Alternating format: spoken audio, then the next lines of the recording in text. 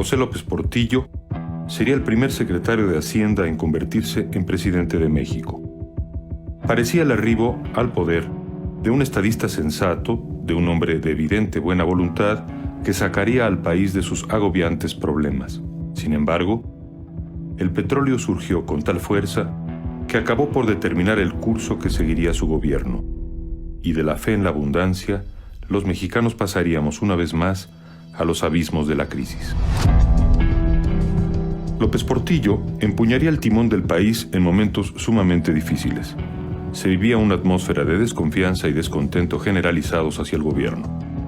El país enfrentaba un grave déficit fiscal, así como desempleo, inflación y una deuda externa que había pasado de $4,000 millones en 1971 a alrededor de $20,000 millones para final del sexenio.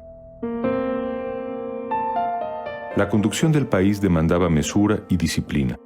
En su discurso de toma de posesión, el presidente pidió una tregua para superar la crisis y propuso un desarrollo económico en 3 etapas. 2 años de recuperación, 2 de consolidación y 2 de crecimiento acelerado. Desde su comienzo, el gobierno López Portillista debió enfrentar el grave problema del financiamiento. Se necesitaban divisas para impulsar los programas de desarrollo, para la compra de equipo e insumos, pero al interior se carecía de capitales y en el exterior el crédito estaba prácticamente cancelado. Desde los primeros momentos surgen diferencias muy claras entre los 2 secretarios. El secretario de Hacienda, por un lado, tratando de mantener un clima de austeridad, de manejo ordenado de las finanzas públicas, y por el otro lado, el secretario de Programación y Presupuesto, señalando que lo que es necesario es gastar más. El presidente López Portillo tomó la decisión de irse por la propuesta de la Secretaría de Hacienda, el de jugar más en tono a lo que proponía el Fondo Monetario Internacional. Durante casi 2 años se siguió una política de austeridad absoluta que para el pueblo se tradujo en un tope salarial del 10% y el encarecimiento de los productos de consumo básico. Después de la guerra del Yom Kippur, en octubre de 1973, se produjo una crisis energética mundial que los países árabes miembros de la Organización de Países Exportadores de Petróleo, la OPEP, aprovecharon para aumentar los precios del barril de crudo. Durante el sexenio de Echeverría, se habló de que se habían agotado los recursos petroleros y que México tendría que importar crudo. Como presidente electo, José López Portillo había recibido informes de su viejo amigo Jorge Díaz Serrano de que en México existían reservas probadas por 11,200 millones de barriles. Esto era una carta que en cualquier banco me daban un crédito si yo iba. Entonces fui con don José, ya cuando tomó posesión le dije, tenemos que irnos al mar. Mira, aquí tengo esto, aquí sacamos los recursos, vamos a Washington, vamos al Fondo Monetario Internacional, donde tú quieras vamos. Conseguimos dinero. El presidente anunciaría personalmente que las reservas petroleras potenciales ascendían a 200,000 millones de barriles, cifra que colocaba a México al nivel de los grandes productores del Golfo Pérsico como Arabia Saudita, que ganaban dinero a raudales.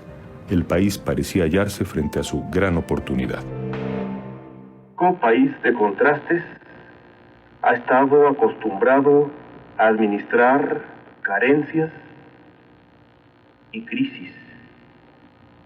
Ahora en petróleos, en el otro extremo, tenemos que acostumbrarnos a administrar la abundancia. Ríos interminables de petróleo comenzaron a brotar del subsuelo mexicano. Pemex duplicó la extracción y la capacidad de refinación y triplicó la producción de petroquímicos. La exportación también aumentó exponencialmente. En tan solo 4 años pasó de 0 a 1.3 millones de barriles diarios. Y todo este crecimiento fue financiado con crédito externo, pensando que el petróleo proporcionaría las divisas suficientes para pagar los empréstitos.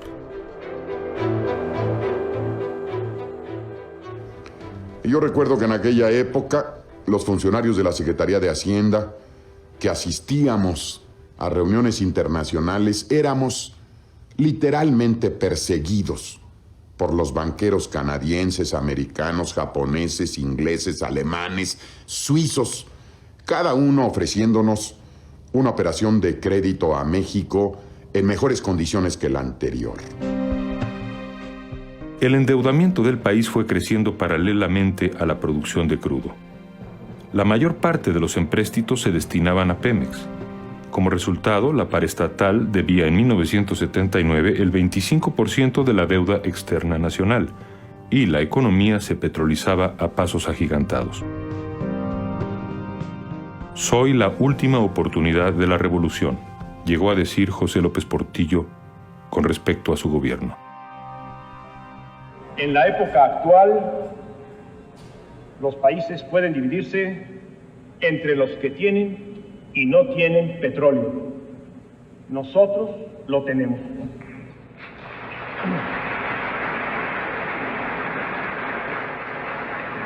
Pensemos en grande para ser grandes. Seremos grandes. Para fines de 1979 empezaron a llegar los excedentes del petróleo. Con los recursos del oro negro, López Portillo dio rienda suelta a su pasión por los grandes planes e inició la construcción de obras monumentales como la segunda etapa de la siderúrgica Lázaro Cárdenas, el gaseoducto Cactus Reynosa, la presa Chicoacén, los complejos petroquímicos de La Cangrejera y Pajaritos.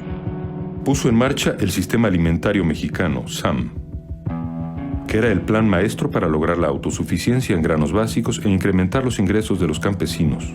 La meta se alcanzó, pero solo por un año. Yo siempre cuento, y me gusta hacerlo, que llegamos a tener hasta un cabaret, que probablemente haya sido el único cabaret en el mundo que perdía dinero. En aquel concierto de megalomanía se escucharon las voces disonantes de dos ingenieros, Alberto Castillo y Gabriel Said, que alertaban a la opinión pública contra la precipitación y el despilfarro y proponían, cada uno a su manera, un cambio radical en la política económica. Advirtieron también sobre la fragilidad de un edificio construido a partir de un ladrillo solitario, tan inadvertido que nadie hablaba de él: el precio del barril de petróleo.